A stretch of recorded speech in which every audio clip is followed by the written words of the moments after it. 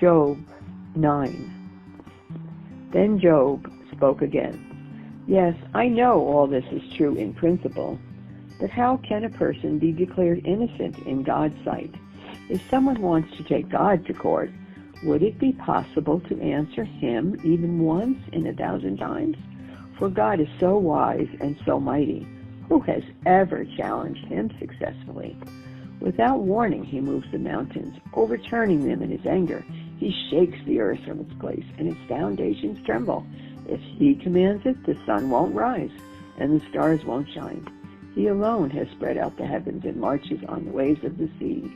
He made all the stars, the Bear and the Orion, the Pleiades and the constellations of the southern sky.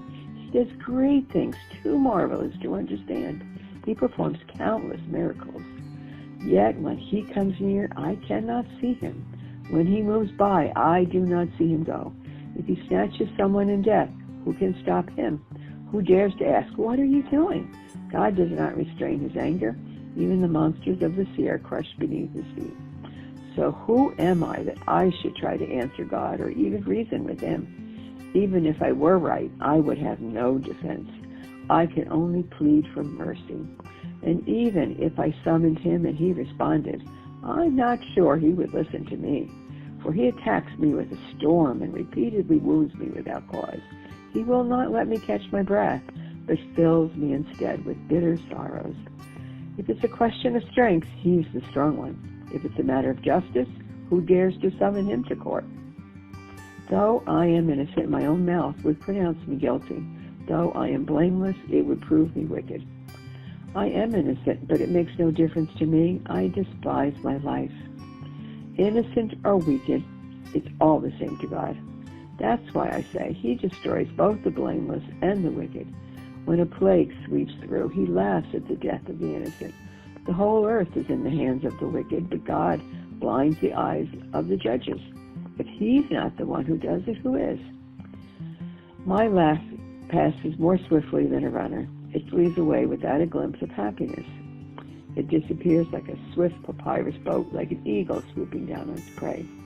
If I decided to forget my complaints and put away my sad face and be cheerful, I would still dread all the pain, for I know you will not find me innocent, O God.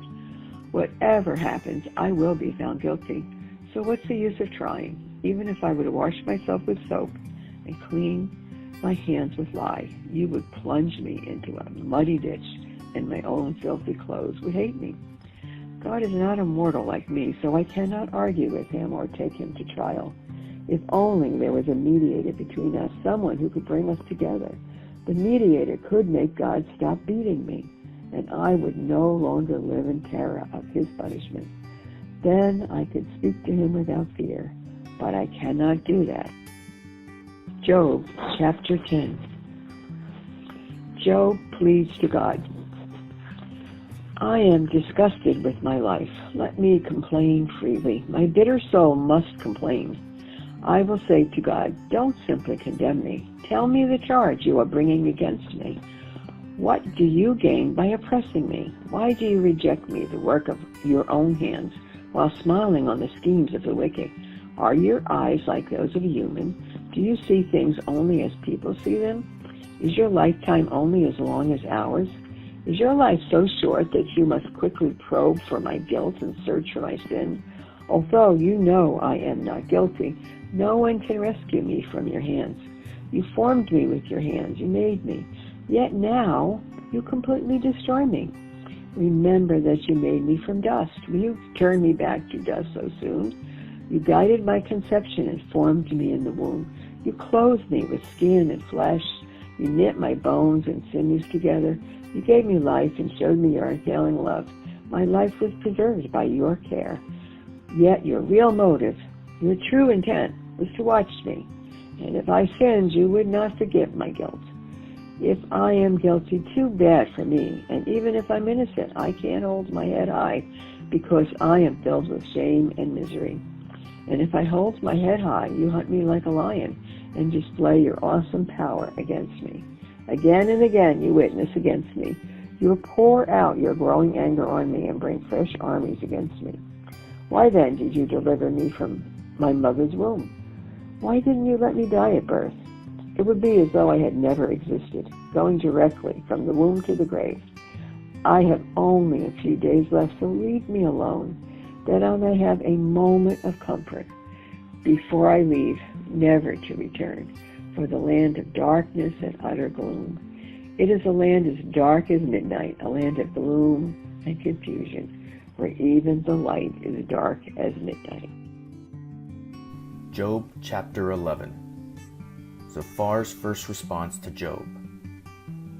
Then Zophar the Naamathite replied to Job, "Shouldn't someone answer this torrent of words? Is a person proven innocent just by a lot of talking? Should I remain silent while you babble on? When you mock God, shouldn't someone make you ashamed? You claim, 'My beliefs are pure,' and 'I am clean in the sight of God.' If only God would speak. If only He would tell you what He thinks. If only He would tell you the secrets of wisdom, for true wisdom is not a simple matter. Listen, God is doubtless punishing you far less than you deserve. Can you solve the mysteries of God? Can you discover everything about the Almighty?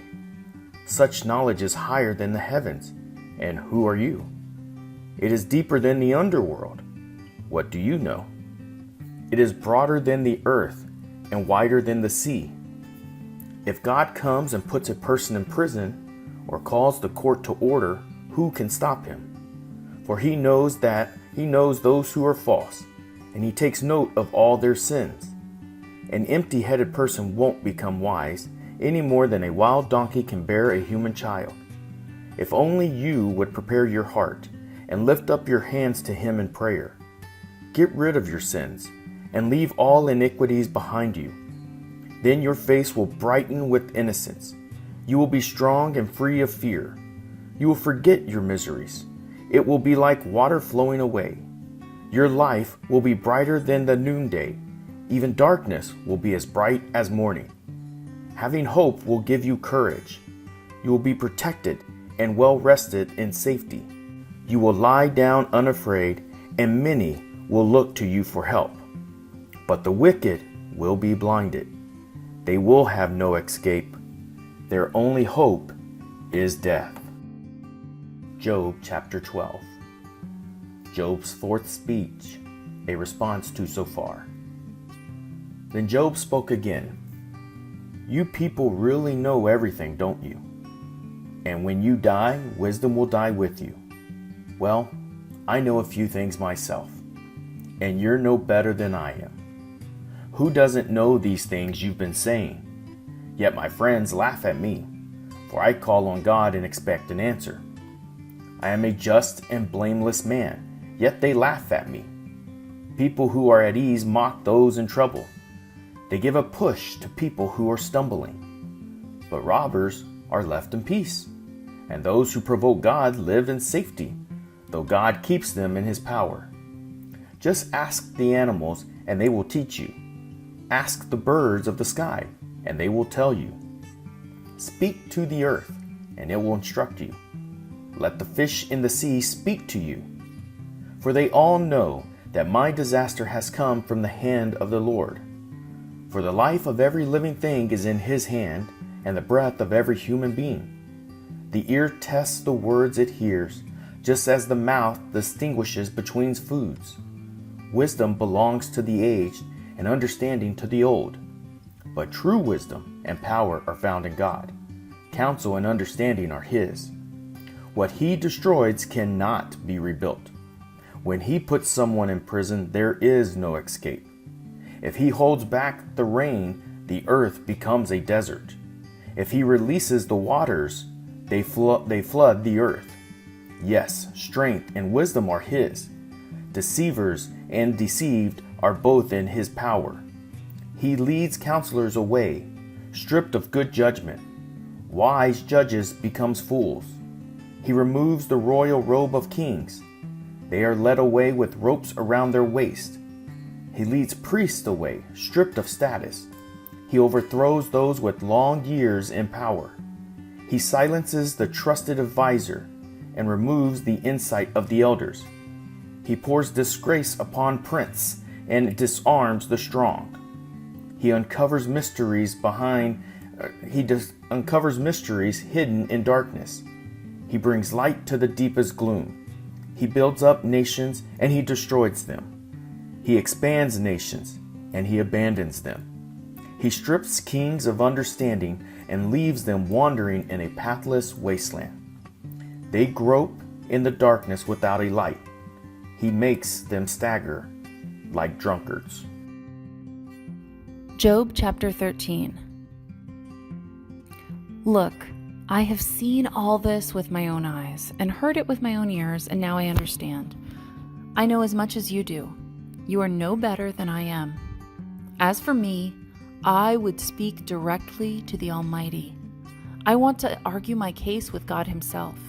As for you, you smear me with lies. As physicians, you are worthless quacks.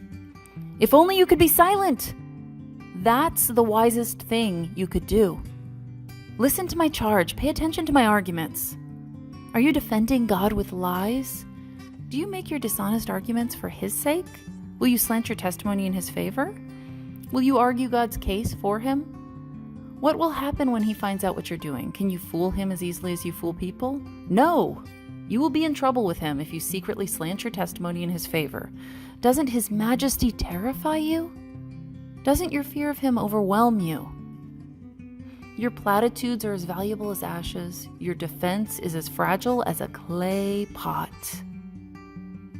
Be silent now and leave me alone. Let me speak, and I will face the consequences. Why should I put myself in mortal danger and take my life in my own hands? God might kill me, but I have no other hope. I'm going to argue my case with Him. But this is what will save me. I'm not godless. If I were, I could not stand before Him. Listen closely to what I'm about to say. Hear me out. I've prepared my case. I will be proved innocent. Who can argue with me over this? And if you prove me wrong, I will remain silent and die. Oh God, grant me these two things, and then I'll be able to face you. Remove your heavy hand from me, and don't terrify me with your awesome presence. Now summon me, and I will answer you. Or let me speak to you, and you reply. Tell me, what have I done wrong? Show me my rebellion and my sin. Why do you turn away from me? Why do you treat me as your enemy? Would you terrify a leaf blown by the wind? Would you chase dry straw? You write bitter accusations against me and bring up the sins of my youth. You put my feet in stocks. You examine all my paths. You trace all my footprints. I waste away like rotting wood, like a moth-eaten coat. Job chapter 14. How frail is humanity! How short is life! How full of trouble! We blossom like a flower and then wither. Like a passing shadow, we quickly disappear. Must you keep an eye on such a frail creature and demand an accounting from me? Who can bring purity out of an impure person? No one. You have decided the length of our lives. You know how many months we will live, and we are not given a minute longer. So leave us alone and let us rest. We are like hired hands, so let us finish our work in peace. Even a tree has more hope. If it is cut down, it will sprout again and grow new branches. Though its roots have grown old in the earth and its stump decays, at the scent of water it will bud and sprout again like a new seedling. But when people die, their strength is gone. They breathe their last, and then where are they? As water evaporates from a lake and a river disappears in drought, people are laid to rest and do not rise again. Until the heavens are no more, they will not wake up, nor be aroused from their sleep. I wish you would hide me in the grave and forget me there until your anger has passed. But mark your calendar to think of me again. Can the dead live again? If so, this would give me hope through all my years of struggle, and I would eagerly await the release of death. You would call and I would answer, and you would yearn for me, your handiwork. For then you would guard my steps instead of watching my sins. My sins would be sealed in a pouch, and you would cover my guilt. But instead, as mountains fall and crumble, and as rocks fall from a cliff, as water wears away the stones, and floods wash away the soil, so you destroy people's hope. You always overpower them, and they pass from the scene. You disfigure them in death and send them away. They never know if their children grow up in honor or sink to insignificance. They suffer painfully. Their life is full of trouble. Job chapter 15. Eliphaz's second response to Job. Then Eliphaz the Temanite replied, "A wise man wouldn't answer with such empty talk. You are nothing but a windbag. The wise don't engage in empty chatter. What good are such words? Have you no fear of God, no reverence for Him? Your sins are telling your mouth what to say. Your words are based on clever deception. Your own mouth condemns you, not I. Your own lips testify against you. Were you the first person ever born? Were you born before the hills were made? Were you listening at God's secret counsel? Do you have a monopoly on wisdom? What do you know that we don't? What do you understand that we do not? On our side are aged, gray-haired men, much older than your father. Is God's comfort too little for you? Is His gentle word not enough? What has taken away your reason? What has weakened your vision that you turn against God and say all these evil things? Can any mortal be pure? Can anyone born of a woman be just? Look, God does not even trust the angels. Even the heavens are not absolutely pure in His sight. How much less pure is a corrupt and sinful person with a thirst for wickedness? If you will listen, I will show you. I will answer you from my own experience. And it is confirmed by the reports of wise men who have heard the same thing from their fathers, from those to whom the land was given long before any foreigners arrived. The wicked writhe in pain throughout their lives. Years of trouble are stored up for the ruthless. The sound of terror rings in their ears, and even on good days, they fear the attack of the destroyer. They dare not go out into the darkness for fear they will be murdered. They wander around saying, "Where can I find bread?" They know the day of destruction is near. That dark day terrifies them. They live in distress and anguish, like a king preparing for battle. For they shake their fist at God, defying the Almighty. Holding their strong shields, they defiantly charge against Him. These wicked people are heavy and prosperous. Their waists bulge with fat. But their cities will be ruined. They will live in abandoned houses that are ready to tumble down. Their riches will not last, and their wealth will not endure. Their possessions will no longer spread across the horizon. They will not escape the darkness. The burning sun will wither their suits, and the breath of God will destroy them. Let them no longer fool themselves by trusting in empty riches, for emptiness will be their only reward. They will be cut down in the prime of life. Their branches will never again be green. They will be like a vine whose grapes are harvested too early, like an olive tree that loses its blossoms before the fruit can form. For the godless are barren. Their homes, enriched through bribery, will burn. They conceive trouble and give birth to evil. Their womb produces dissent.